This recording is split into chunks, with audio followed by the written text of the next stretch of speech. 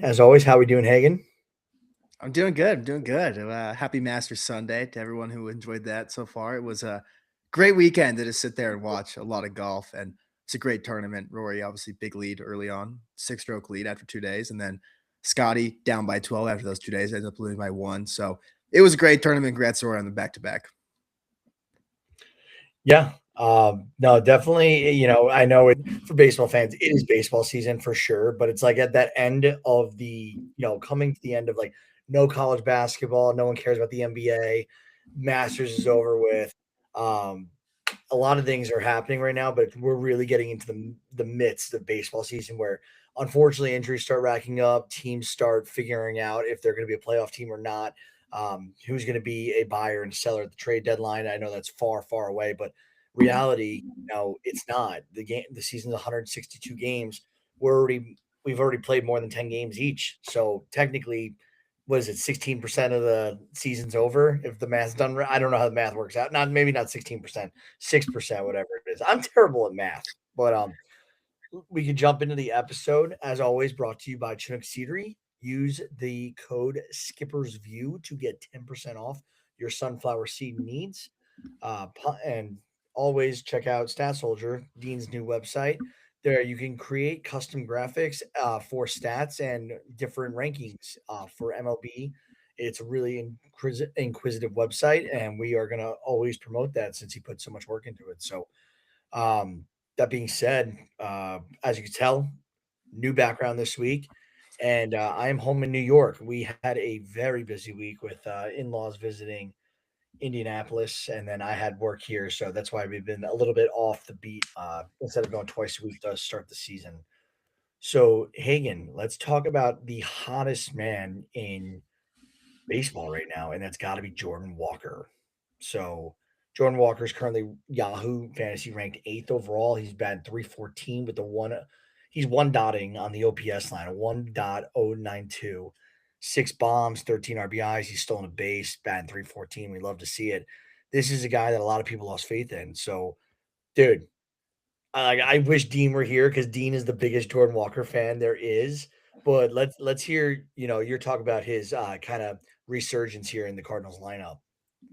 I mean, yeah, Dean's been killing it with so many. I feel like I've seen four Jordan Walker's articles already from what he's doing. Obviously, he highlighted some swing changes and what he was doing there, and obviously it's paid off for him so far. And this is a year that he's had the runway, and he knows that hey, he had it last year, but obviously had to get sent down and all that. But the adjustments seem to be working great for him right now. I mean, even just one number and just one stat to kind of just show how good he's been this year. The only hitters that have a higher WRC plus than him right now: Jordan Alvarez, Ben Rice, Andy Pajes, and Brandon Nimmo. He's been arguably the best player in Major League Baseball, depending on what stat you want to use, whatever, but probably top five player in all of Major League Baseball so far at this point in the season, which is awesome to see from Jordan Walker, especially too. I think a lot of people forget and almost got prospect fatigue in a way. This kid's only 23 years old. It's not like this guy's 27, he hasn't panned out. He's 23 years old still. Like this guy could still, you give him a few more years to get it fully figured out just over a full course season, and he's still on pace for the normal age average. I mean, I don't like to use baseball savant that early onto a season like the player pages because it's just the sample sizes are so small. It doesn't really mean anything that much when you have a 50 plate appearance sample. It doesn't really mean much compared to a 300 plate appearance sample. But if you look at Jordan Walker's just profile on baseball savant right now, put it side by side to Aaron Judge's profile last year, it's the same thing. It's literally the same as that thing. That just shows how good Jordan Walker has been right now, that he's basically been like what Aaron Judge was last year with all those percentiles and all that. Yeah. And the crazy thing is, like, Jordan Walker doesn't feel like he's been around since 2023. Like, obviously, he's been around, but I'm looking at his baseball reference page. 2023, he played 117 games for St. Louis and had 420 at bats. He batted almost 280 with a 342 OBP and a 445 slug. Like the OPS was just under 800, and it's like, how did like? It's almost like we forgot that this is in the tank for this guy to be like that dude, and like he was a highly touted prospect. I gave up on him in a couple leagues just because I had honestly I had too much outfield talent, and now I'm regretting it because it's like the talent was always there. I just people got impatient like myself. I'm sure that Heim Bloom and the Cardinals regime are looking at this like Walker, Mason Wynn, JJ Weatherholt. The horses are coming for St. Louis, and they're coming together way faster in this rebuild than I anticipated for St. Louis, which yeah, I know people argue this because a lot of people hate the Cardinals. I do not hate the Cardinals. When the Cardinals are good at baseball, baseball is better. Simple as that. So, um, yeah. Do you have anything else on Walker, or do you want to move on to our next player on the hot corner? I want to move on over to Michael Waka. I mean, just because he's been stellar. I think I said it right before the season started how underrated this guy's been and how no one really talks about him at all. But I mean, he started the season so far 3 starts in 21 innings, 1 earned run. I mean, this has been insane for Michael Waka, who's been able to do so far this year. A .43 ERA. He's not K's. His K numbers, but normally where they are 7.2 Ks per nine right now, two walks per nine right now. But I mean, he's keeping them on the ballpark. Obviously, he's just pitching great right now. He has that awesome changeup that he's always going to throw in there, guys, especially the left-handers. I mean, Michael Waka is one of the most underrated pitchers in Major League Baseball. I just think if you look at just what Michael Waka has done year over year, people never really talk about Michael Waka in years, honestly, for how good he's been. I said this before. If you go back to 2022, 127 innings, 3.3 ERA. 2023, 134 innings, 3.22 ERA. 2024, 166 innings, 3.35 ERA. 2025, 172 innings, 3.8 ERA. So far this year, 21 innings, 0.4 ERA. I mean, this has just been Michael Waka for the last 4 years, and he's just starting off the season right now is probably one of the best pitchers in all Major League Baseball so far at this point. It's been incredible to see him so far. Which is like kind of crazy to say because like Kansas City's a lackluster 7-9, and I know it's early; it's 16 games in, right? But Kansas City, a lot of people like looked at the Central this year, and the White Sox came off a historically bad year 2 years ago. We knew it was a rebuild. They're still rebuilding. The Twins, multiple injuries, inconsistency, guys that were looking to move potentially, like Byron Buxton's of the world, maybe some other guys. Joe Ryan was talked about in trade talks. No one really knew what the Twins were going to be. But when you look at the Central, you really looked at the Guardians, who are consistently up there, and of course, yet again, they're at the top of the division right now.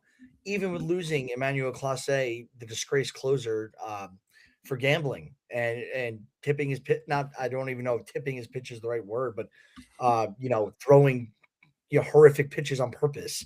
So it just felt like that was lingering, and I didn't think they added enough.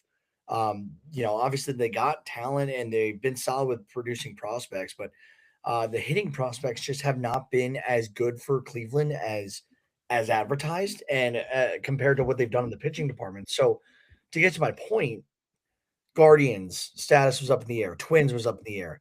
The White Sox was definitely like, this is a rebuild team. It was really the Royals and the Tigers that people were leaning on at the beginning of the year who were going to take this division. And obviously, once the Tigers got Framber to add with Tarek Skubal and McGonigal got the call up, everyone was like, this is the Detroit Tigers division to lose.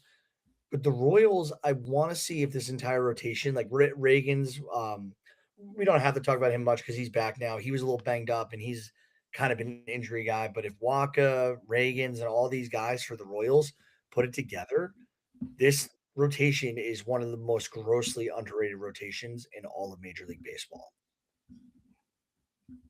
I mean, yeah, I gotta agree with you there. I mean, there's just like Reagan's obviously hasn't really been Reagan's that we've seen so far, but we saw it a few years ago. I mean, before Skubal like took that huge jump before he gave Tarek Skubal, it was like him and Reagan's were kind of viewed as the two left-handers that are like these guys could be some of the best pitchers in all of Major League Baseball. And Reagan's he's a guy that can win a Cy Young. He could be the Garrett Crochet and kind of pop out for a year and then win a Cy Young, come out there. It's just a lot of very talented baseball players right now, and the Royals have a lot of them in the rotation. Very underrated. Yeah, and like we didn't even mention Chris Buich, who we'll see where he finishes at the end of the year. I'm not looking at him right now. I'm looking at him at the end of the year. I think the Royals have a very good 1-2-3 punch. Like if they're all healthy and they're all clicking. But needless to say, I think Walker, they're obviously very, very hot to start the season. Let's talk about another pitcher who closed last season hot and is continuing that streak. So San Diego Padres closer Mason Miller, and this is as of April this month, his last outing, actually, I should say. He's on a historic run right now. And I don't think enough people are talking about this. Across his last 27 and two-third innings, he has a scoreless streak. He hasn't allowed one run or one hit in his first 6 appearances this year. So 27 innings, no score, no runs allowed. His last 6 outings, nothing allowed, no hits allowed. And I don't want to jinx the guy, obviously, by talking about it, but it's kind of like the golden rule, right? Or I guess that's during a no hitter or during a perfect game, you don't address it. But this has been an awesome run for Mason Miller, and this is exactly what the Padres knew what they were doing when they were trading for Miller and what they were getting into, and trading Leo DeVries, who is one of the top prospects in all of baseball, for him. So Mason Miller, it keeps getting rumored that he might be a starter at some point. They could use him as a starter. I don't think they should. He's too good as the shutdown man in the ninth. What are your thoughts on Miller? I mean, you could probably say this is, at least I'll probably say this as far as I've been watching baseball. I've never seen a sure 1, 2, 3 ninth inning where it's just you're not going to score on the dude, and he's going to strike two of the guys out every time. It's just the most unfair at bats ever. Looking back here, he got traded. His first game with the Padres was August 1st of last year. He has since then 30 and 2/3 innings. His ERA is 0.59.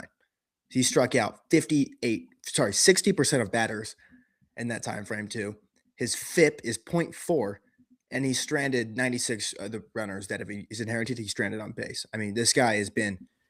I feel like every time he pitches, you always see it anyways because there's 103, and then he has a 95-mile-per-hour slider that just dudes are just having awful swings on and look like they don't even belong in Major League Baseball. But it's because you have to guess on it, literally. Throw 103 and you have a slider 95. I mean, I don't know how you hit that. Obviously, guys aren't at all right now, and it's. I'd say this is probably the best. If you just went and sampled like 30, any closer, their best 30 innings throughout their career, you could probably say this is the best with anybody of all time. Just like ninth inning, just you need a reliever to come in and just shut the door. Like it's a sure thing right now. You know, Mason Miller comes in the game that the game's gonna be over and he's gonna strike 2 of the guys out. Yeah. With no Hater and Hater's out the injury. I know you could talk about Edwin Diaz, but Mason Miller is the best closer in all of baseball right now, and I don't think it's close. Let's talk about Dalton Rushing really quickly because we're going to talk about another Dodger. But I wanted to give Dalton Rushing some love here in the hot corner because Dalton Rushing last year in 2025, he played 53 games. He barely batted his weight. He, hit 204. I don't even think he hit his weight with a 582 OPS. Right now, yeah, small sample size. He's only played in 3 games, but he has 6 hits and 9 at bats. He's got 3 bombs, 4 ribbies, batting 667 with a 2.367 OPS. Looks like this is the guy the Dodgers, I forgot who was the other catcher in their system forever that everyone was all over. Do you know what I'm talking about? And he just kind of fell off. But it was Rushing and I'll find it. I'll find it. But needless to say, this was a guy that was at the top of the Dodgers pipeline for a little bit in their prospect system, and last year had a lackluster year, and now he looks like he's finally connecting when he gets his spots. Dodgers do it again, and I think that having a guy like Dalton Rushing, and I keep hearing the name James Tibbs for the outfield. This team is disgusting. I don't see how, and Blake Snell is going to be back sooner rather than later. I don't see how they're going to lose like a World Series this year. I know you have easy to say. Yeah. It's just funny too to talk about how good Dalton Rushing is, and he probably should be a guy that's starting every day at catcher for teams. Like maybe he's one of those guys where like how many catchers are actually going to start over every single day, but it's like Will Smith. I know too, like the Dodgers, they started playing him in the outfield last year before he came up because they're like, we know Will Smith's going to catch 120 games, whatever it is. So there's not even a spot for him there. And like Will Smith's a guy too where he's good enough. Like you can't really top Will Smith. I mean, he's an all-star level catcher, probably the second or third best catcher on Major League Baseball. So he's going to be that good. And then when you have Shohei Ohtani in your team, the DH is clogged, so you can't DH guys. You're not going to take Will Smith out of the lineup. So he's just in a hard position right now where he's not really playing much, which is why I hope they get him some more outfield reps a little bit. But it's just so hard because like this team is so good. Like last year, it was okay. They had Michael Conforto starting for them for 90 games, and like you could say, okay, yeah, you can improve there. We need someone to take a corner outfield spot, but there are only holes in the offseason of like you needed to fix were a corner outfielder and a closer. And you added Kyle Tucker. So that's just another outfield spot that just you don't have right now. And obviously when Diaz is factored in this conversation, but it just sucks. I mean, but Dalton Rushing, it's great to see him starting to settle in a little bit, but he looks like the Dalton Rushing that had all the prospect type last year. By the way, it was Diego Cartaya. So Diego Cartaya, Dalton Rushing, both these catchers were in the Dodgers system. This is back all the way to 2024, where they were both top 10 prospects in the system. Cartaya now finds himself within the Giants organization. But, uh, I'm happy for Dalton Rushing. I'm happy this kind of played itself out. And as much as, I don't want the Dodgers getting any more guys, you have to give credit where credit is due. And right now, Rushing, it looks like he's filling into that role, feeling more comfortable and really coming into his own. So I like to see that. And we're going to now talk about Rushing's teammate, who's probably the most top 5 talked about person on the planet right now, and that's Shohei Ohtani. Because, dude, Shohei, and this is as of today, has extended his on base streak to 46 consecutive regular season games. It's the longest active streak in the MLB. This dates back to August 24th of 2025, recently broke the record for the longest on base streak by a Japanese-born player, surpassing Ichiro Suzuki, who, if you didn't see, they messed up his monument this week with the broken bat. But this is crazy because he's now Shohei Ohtani. This is the fifth on the Dodgers all-time list for longest on base streaks since 1900. We're talking 126 years of baseball here, and this is the 5th longest on base streak.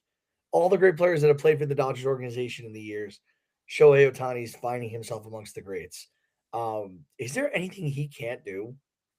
No, I don't think there's anything he can't do. I mean, it's just funny because it's just like Shohei Ohtani is always one of these dudes. Just what can't he do? Because he's just always breaking records. Like I know, obviously, there's the obvious ones of like first guy since Babe Ruth to do this while hitting and pitching the same game. Those ones I get because no one else is really doing that. But just even like these normal records that like that 1,000 people have a crack at whatever throughout the season. I mean, it just like it's insane to do this. Like I can't wait to be like the old head, like when I'm 89 years old and have my grandkids and they're telling me that, oh, this guy's the best player of all time. Be like, no, you don't want to show Ohtani. This guy was incredible. You don't understand how good he was. I mean, yes, he's not the best hitter in Major League Baseball. He's not the best pitcher in Major League Baseball, but you combine that together, he's the best player in Major League Baseball.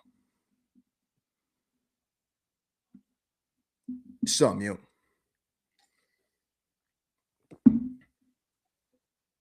I don't know how I went on mute there. Can you hear me? Yeah, I gotcha. Can you hear me? Okay. Yeah. So I was looking up Shohei's B-War page. I don't know how I went on mute there. That's weird. And by the way, my camera sucks right now. This is a whole technical mishap, this entire thing this week. So I apologize. Um, but Shohei, he's accumulated almost 1 WAR on according to Baseball Reference already. He's the best player in Major League Baseball right now. It's not even close. When you look at batting, pitching and hitting all together, it's stupid. WAR wise, from pitching this year, just pitching, he's accumulated 0.5 WAR already, according to Baseball Reference. Like, how do you deal with someone who has 0.5 WAR in pitching, 0.5 in hitting, and like we're 16 games in the season? I'm telling you, it's a cheat code. Like, I don't know how this guy does not, even if let's say this guy puts up 5 WAR hitting wise, we'll say 5 or 6 WAR. I think 6 WAR is very safe. I think hitting wise, what Ohtani would get. If he throws 100 innings, he's going to get 2 to 3 WAR there. It's like, how do you put up 6 WARs as a hit position player and pitch to a low 3 ERA 100 innings and not win the MVP every single year?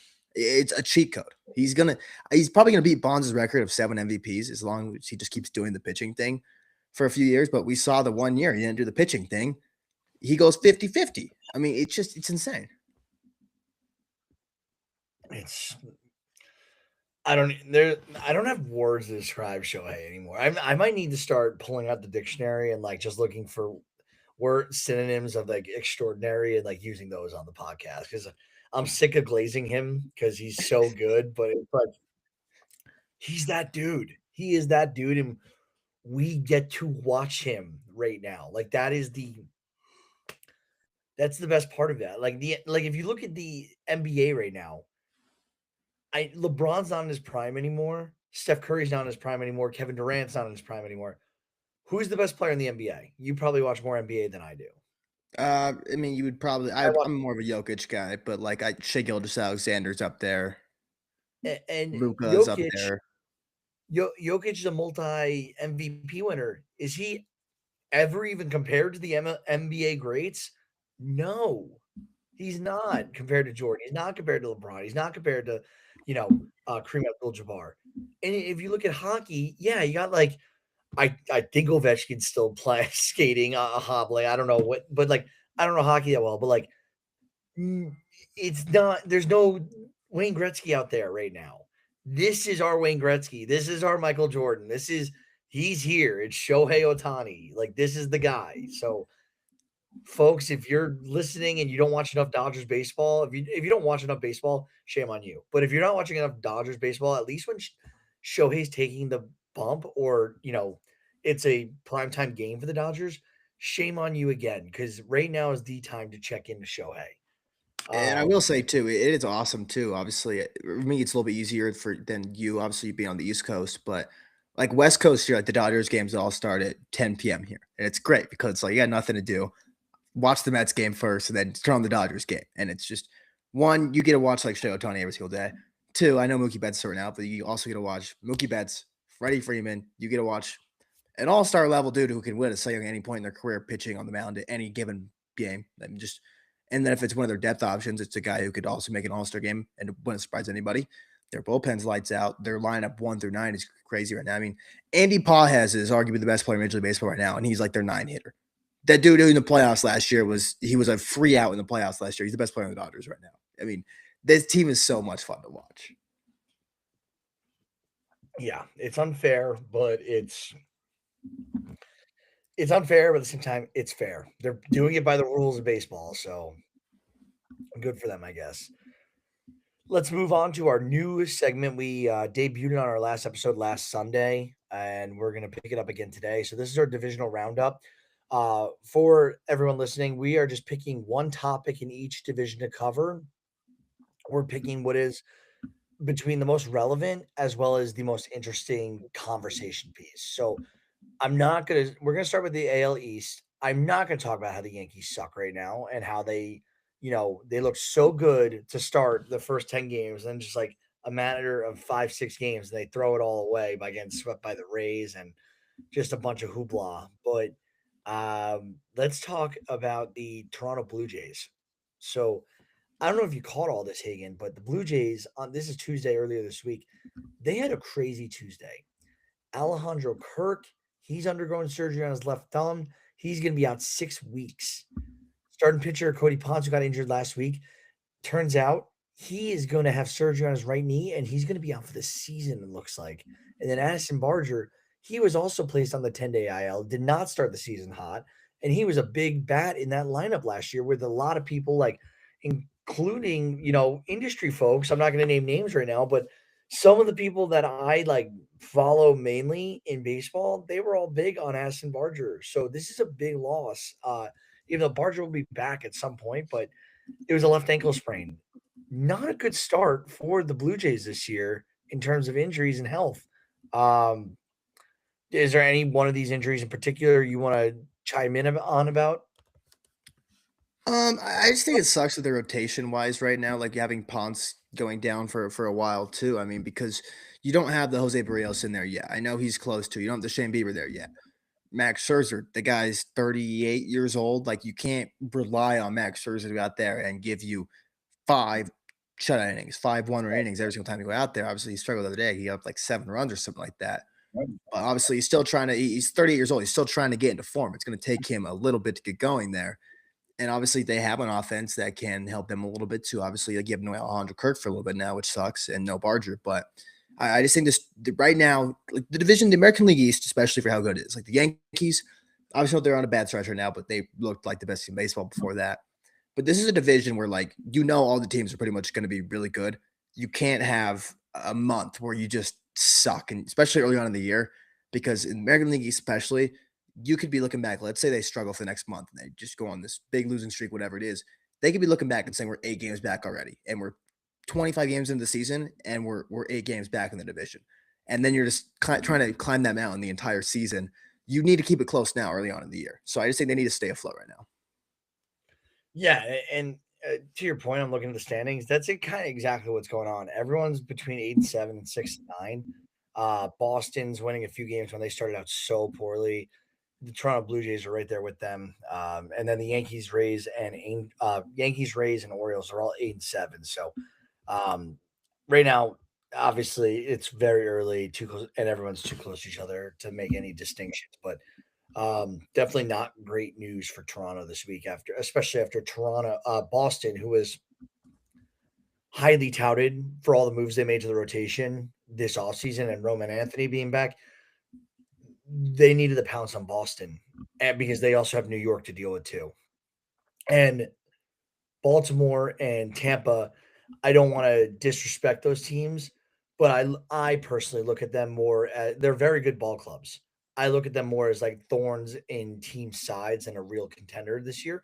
Just this year. Yeah, I just don't think they're built to win this year, Baltimore and Tampa, but they could still win games, obviously. They just swept the Yankees. So um, we'll see what happens with the Toronto and trying to return back to the World Series after last year's run.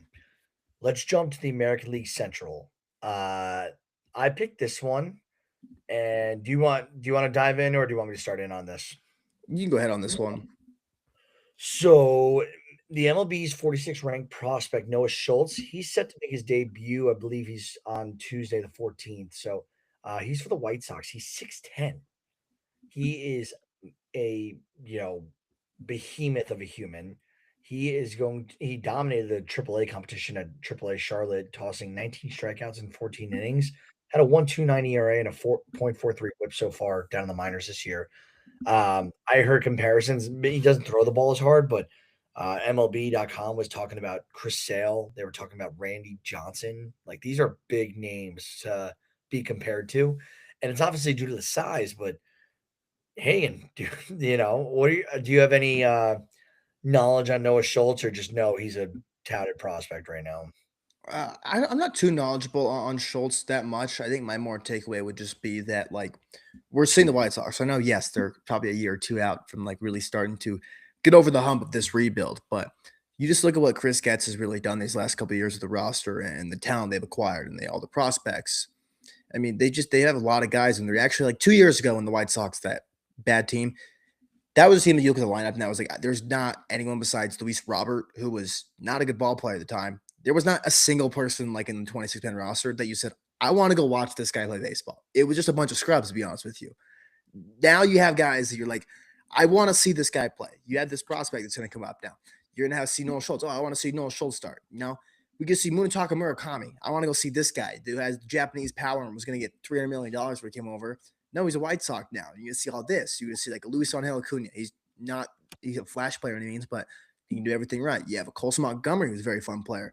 Miguel Vargas, too. I mean, Benintendi's still there, too. I mean, they just have some exciting guys now in this team that's like they're starting to build like their young core starting to come up. They don't know who's exactly going to be the piece there. Obviously, it looks like Colson Montgomery is going to be a big part of that going forward. But I just think it's a very exciting time for White Sox fans. Hey, we finally got guys here now.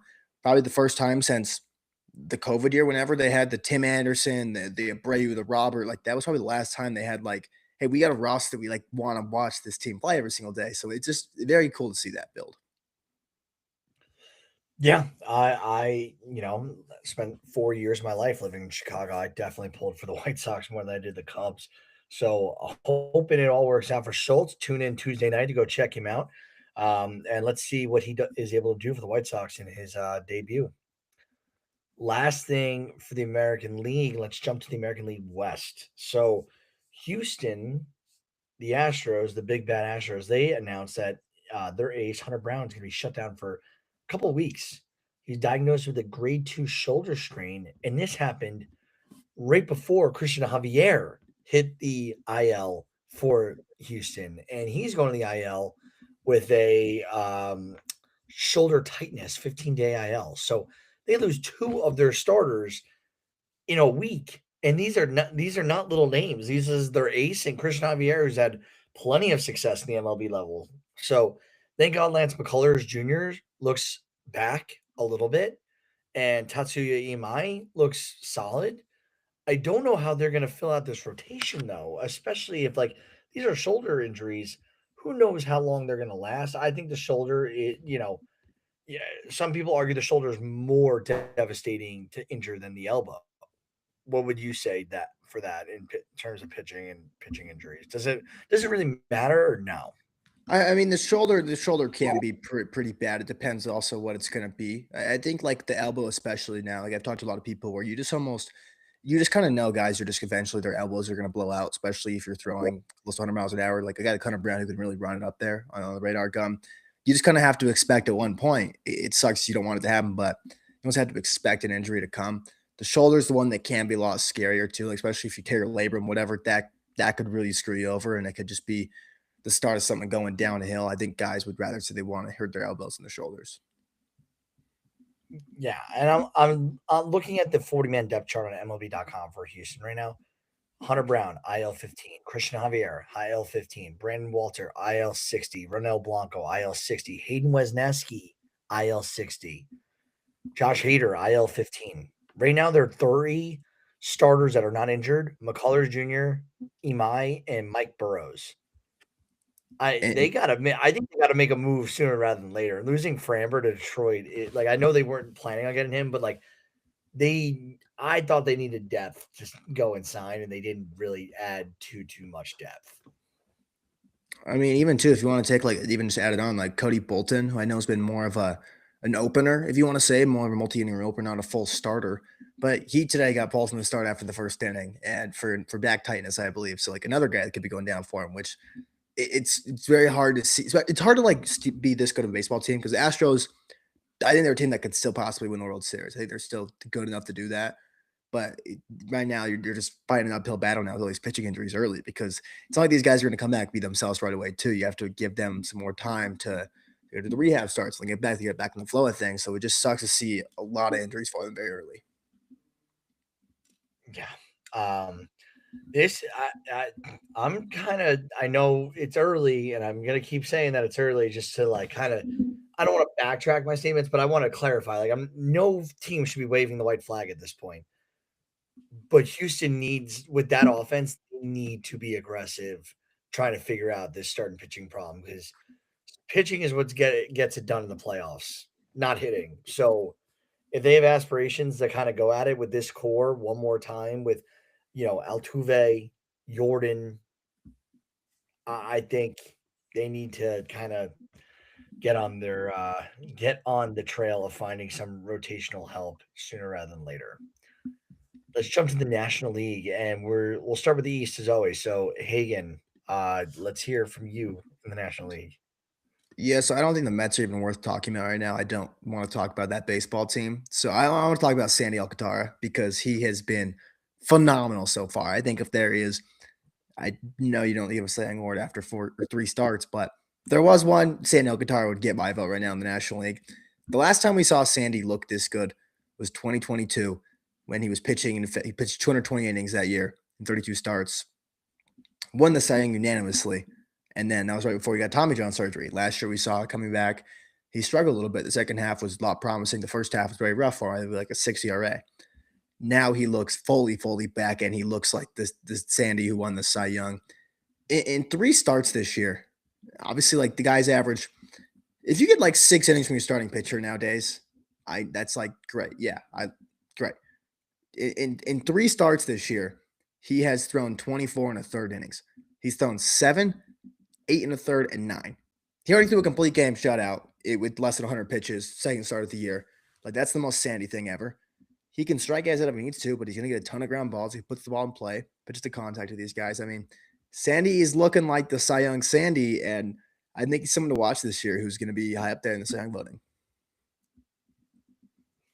Yeah, and it's funny because like today he did go 6 innings, but he had 10.5 ERA today. I didn't even see he But started today. Dang it. yeah, no, but like the thing is, he gave it all up in the last couple innings because he went 6. They wouldn't have kept, or You know what I mean? Like he got rocked at the end there. So um, I think that Sandy Alcantara is a great person to talk about. Love to see him bouncing back. He's Yahoo ranked sixth right now. So Sandy's definitely looking like he's back, which is good for baseball. Let's jump to the Central. I put this one down, so I'll take this, then you take the West.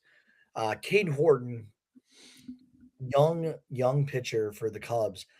A lot of pedigree last year, got multiple Rookie of the Year votes for the National League.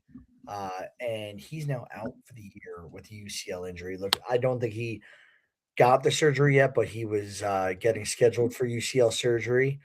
So not only did he go down, a day after putting him down, Matthew Boyd joined him on the IL with the diagnosed strained left bicep.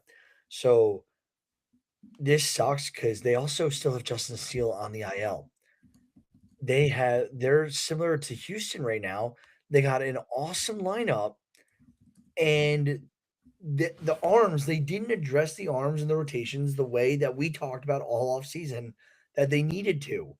I think Chicago kind of shot itself in the foot here because they didn't expect Cade Horton to have to get season-ending surgery on the UCL after 2, 3 starts.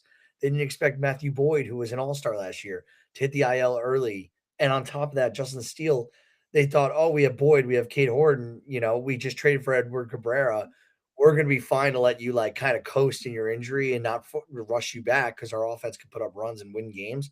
Now they got three of their guys, three of the four horses out on the rotational side of the team. So, how much trouble do you think Chicago's in here? I mean, it could get pretty bad here quickly too. Obviously, like you're going to get a Justin Steele back later in the year, which is going to be seen more of an acquisition if you want to put it that way, since it's going to be around the second half. But he's also coming off Tommy John. We've seen all these guys that come back. They're not themselves thinking like Tommy John. It takes a little bit of time for them to come back from that and look like themselves, especially location wise. But I mean, it's not great when you have Javier Assad going out there every fifth day for you. Colin Ray has actually been pretty damn good for him so far this year, but how long can he hold this up for is more the question. Tyone's a serviceable pitcher, I think, out there, but him as your three, not really a fan of. But I think the big thing is like, thank God they traded for Edward Cabrera this offseason because he's looked great.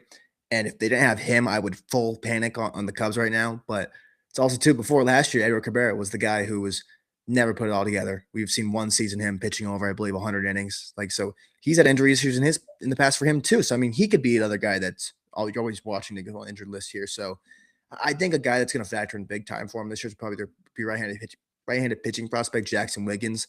I think we'll probably see him up at some point.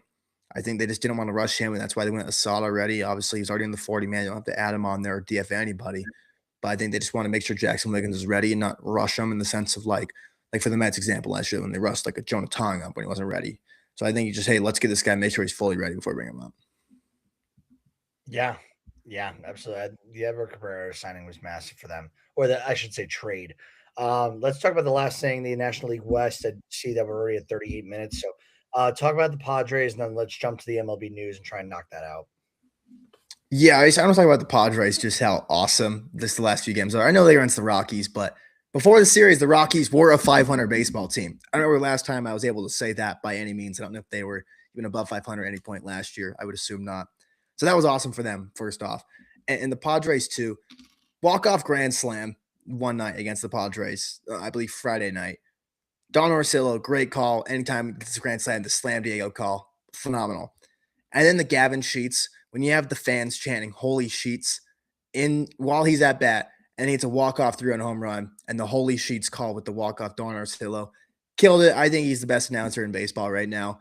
Just the vibe he brings is amazing. I turn on Padres games just to listen to Don Orsillo talking about there with him too. It's awesome. I think the Padres too, obviously they were struggling a little bit. They needed this, especially with some rotation stuff going down. Obviously Nick Pivetta could be on Tommy John watch after leaving with some elbow stiffness today. So it was good to see them get a win. And obviously it's an electric crowd always in San Diego. Yeah, absolutely, absolutely. And San Diego's still a team that obviously is full of talent. They're once again find themselves right behind the Dodgers in the divisional race, so they will be relevant all year long with their star power that they do possess. Let's jump to some of the bigger news. So, 7-game suspensions come for Jorge Soler and Reynaldo Lopez. that was a crazy brawl that happened earlier this week, and it was weird because Jorge Soler and Reynaldo Lopez used to be teammates, and it didn't seem like a brawl was going to happen, and then it just happened. I probably watched it twice where haymakers were being thrown, and it was wild. 7 games though. That was that enough or too much for these two guys? I mean, dude did charge them around. They were throwing haymakers, and Lopez also had the baseball in his hand and was trying to hit him in the head with it. So I can see. I mean, a couple things that were cool. I also just love when baseball fights happen like this now because they don't happen very often now. Awesome. I just love to see a fight. I don't know if I can remember a fight like a full on benches clearing haymakers thrown 2 weeks into the season. That's just awesome too. That's something you expect later in the year. Walt Weiss, the Braves manager, 63-year-old tackling Jorge Soler, getting him on the ground. That's awesome too. I mean, and then even the next day, they're appealing the suspension, which never works, by the way, especially in scenarios like this. But they appeal it, and the next game he should be suspended. Jorge Soler hits a home run. It's awesome to see that the dude's supposed to be suspended is just kind of delaying it in a sense for a couple days, and he goes yard. I mean, that's just awesome. I think that the appeals is simply like when, like, simply, if you're a criminal, like being charged as a criminal in like the judicial side of the, law here, if you're in a court case, you always just plead not guilty because you're making the opposing, the prosecutor prove that you're guilty. And like, they're hoping to get it reduced to 5 games or something like that, just to like get a few $100,000 back, which fair enough. That is real money. That's a full year salary in my book. So, that's what they're fighting for. But we'll jump from the brawl. Johan Oviedo is dealing with a flexor strain. His UCL is apparently fine, but he will be shut down for 6 weeks. This is news for Boston. Baltimore, we talked about how they need to get off to a hot start after a disappointing year last year.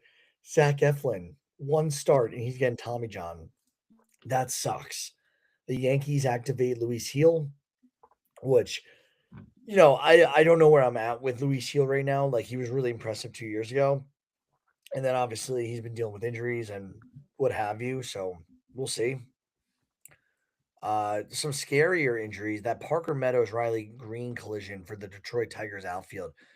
Did you get to watch that? I'm sure I sent it into the group text. So I'm sure you saw the video, but they Parker Meadows collided full speed into Riley Green, concussion. I think he got some stitches in the mouth. He was like, that was scary. Seeing blood come out of his mouth right away after the collision was like, oh boy, he smacked hard with Riley Green. And Parker Meadows can't seem to catch a break in this league from injuries. Um, Anything else on that, or you want me to move on off the collision? I mean, just like you said, it feels like he can't catch a break. It seems like Parker Meadows is always battling something, and then he seems to start to get the hang of it and start playing well, and then he gets hurt and he comes back and he struggles a little bit, just trying to get back to himself, and then gets hurt again. It just kind of sucks for him. Yeah, yeah, definitely does suck. He seems like the Byron Buxton of the Tigers right now.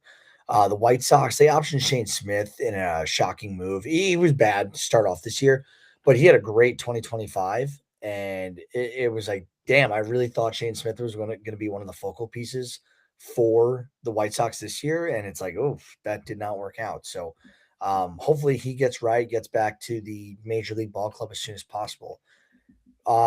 Angels, outside of that horrific Anthony Rendon contract, another contract for them that has gone horribly, horribly wrong, and that's Robert Stevenson. This was a big time reliever they signed. He's now 33 years old. He's done for the year without having pitched all year for the Angels. He's requiring elbow surgery to repair a ligament and a flexor tendon. The reason why this contract's becoming so bad is because 2024, he missed the entire season due to a separate surgery and was limited to only 12 games last year after he was diagnosed with a stretched bicep nerve.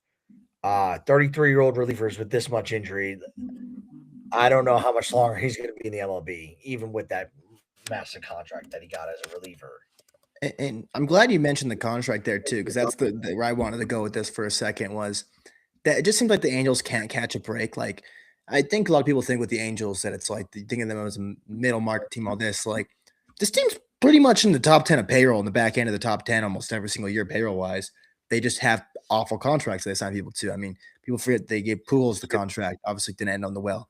They had Trout. Obviously, he's making a lot of money too. Like they pay people big time money. I mean, forget they had Trout, Pujols, Rendon. Like they had people they were paying a lot of money to at one point in time, and they still do that. And Robert Stevenson's one of those guys where like they showed that like, hey, we're a big market team. We're gonna give a reliever 3 years, $33 million. That's a lot of money to give to a reliever nowadays. I mean, Devin Williams got $40 million, and you look too. So the 3 years of the contract, they're gonna pay him $33 million, and they're only gonna get 10 innings from it, which just that's brutal. Dude, 12 games. You do the math on that, that's $2.75 million per game he made playing.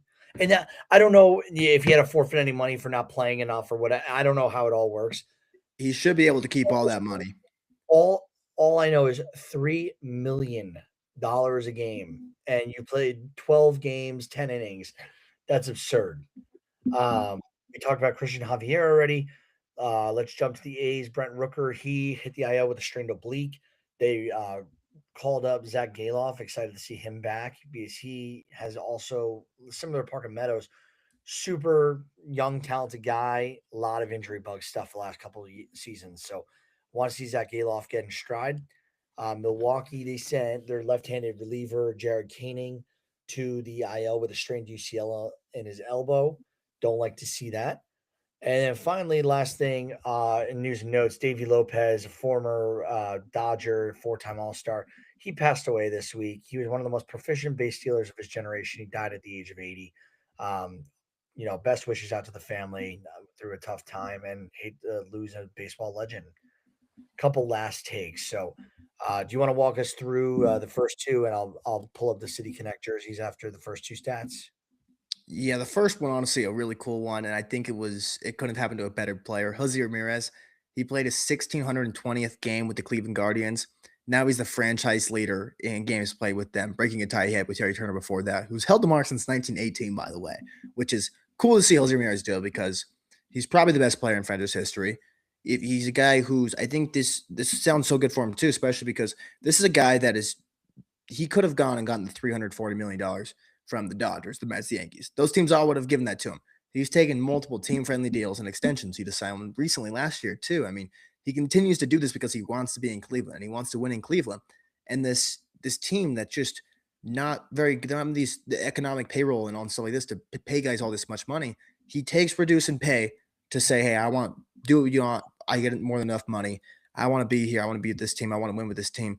And he takes them to the playoffs almost every single year too. And if they don't make the playoffs with that division, they only miss it by like 3 games every single year. So, and we saw not that long ago they were in the ALCS against the Yankees. I mean, they almost were in the World Series that year in 2024. I mean, this is Jose Ramirez. You want to see him hopefully get a ring one day. But obviously Lindor was one of those guys. It almost felt like at the time they had to pick Lindor or Jose Ramirez. Who are we going to keep long term here?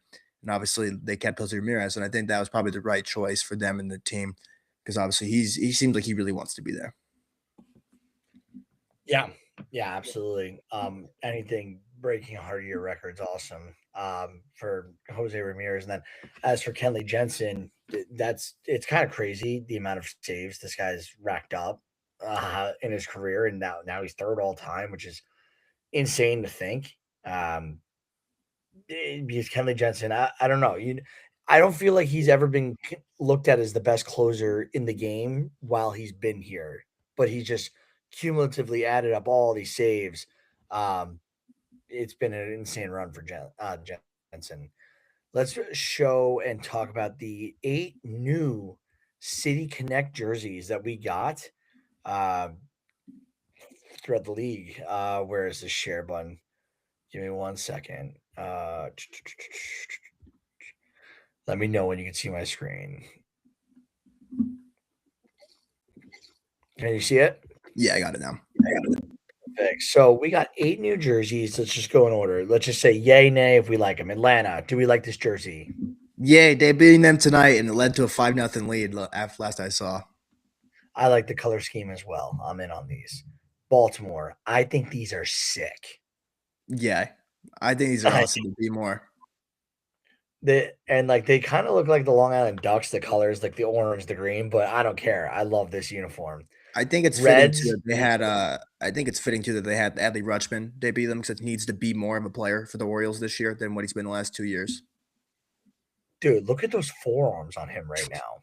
Like the guy should be crushing the baseball. He's no wonder he's the number one overall draft pick. Reds, this kind of tough because their name is the Reds, and it's hard to like mix your colors up when your team name is literally the color. I think these are atrocious. These uniforms. They kinda give the beer league softball uniforms with, like, the red on the red. I'm not a fan of these, like, the red on red. Like, I like their ones last year, the Cincy black on black. Those were a lot better. Yeah. Royals. These are dope. I hate these ones. I think these are What? some of the worst uniforms in baseball. Really? I love that scheme. The purple and blue. It's unlike anything we've seen. I don't know. I'm in on it. I'm in. I like might get a Royals jersey or hat like that. I don't know. We'll see. Dude, a Bobby Witt jersey with this. That's awesome. Um, so I'll start with this. I don't love these uniforms. I don't hate them, but the team I coach in lacrosse, we have a play called Wisco, so I like the jersey. The fact that they did. I think these are pretty sweet. I mean, this is where it's hard for the City Connects because, like, I think this is a sick uniform, but, like, I don't think this just should not be a Brewers uniform. Like, it's just weird because it doesn't match the Brewers colors really. I know they're trying to, like, embody the city and stuff with the colors and all that, but, like, I think it's a sick uniform. It's just weird to see the Brewers playing in that uniform. Just weird to my mind. And these pirate uniforms. Get I rid of like the the black hat. on blacks. We don't need these I softball uniforms in baseball anymore. Yeah, I think the hat's dope, but I don't think we did the uniform and the colors any service here.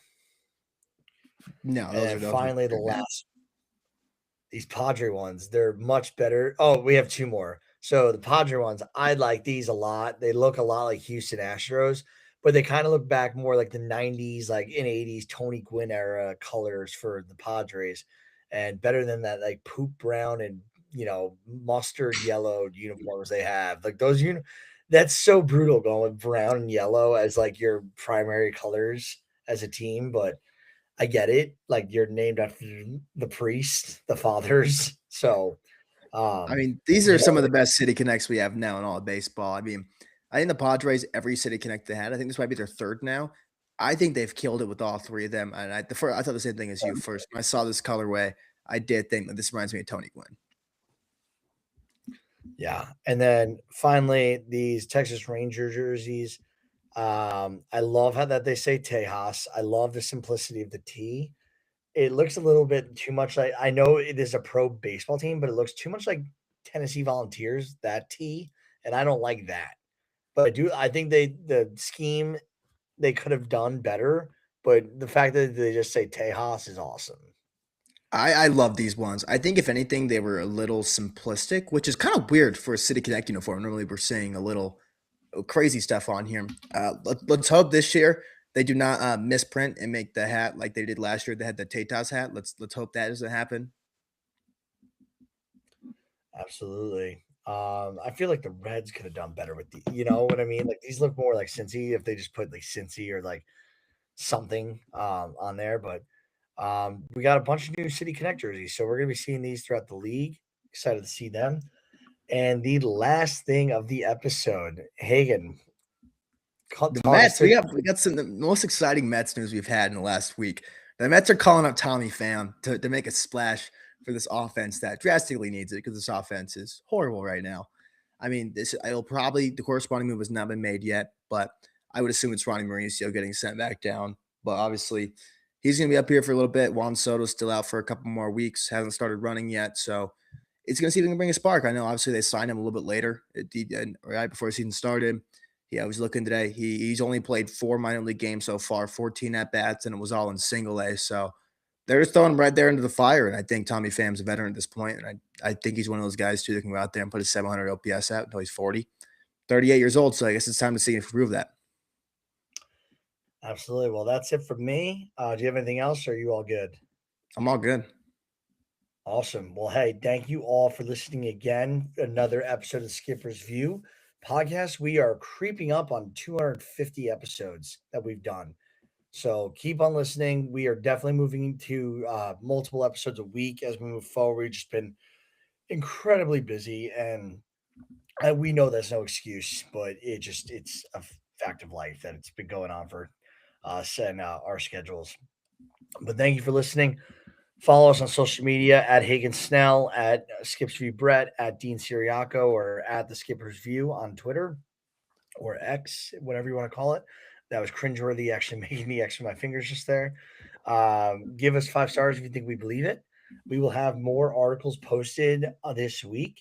Dean just posted his hot hitters and cold hitters piece and sent it out via our email. And then I think that's it for news and announcements on the Skipper's View. But just subscribe; it's free. And if you want a premium subscription, sign up. It's $5 a month, and there's no ads. So we don't even do ads on the free. It just helps us get paid a little bit more for all the work we do. So thank you again, and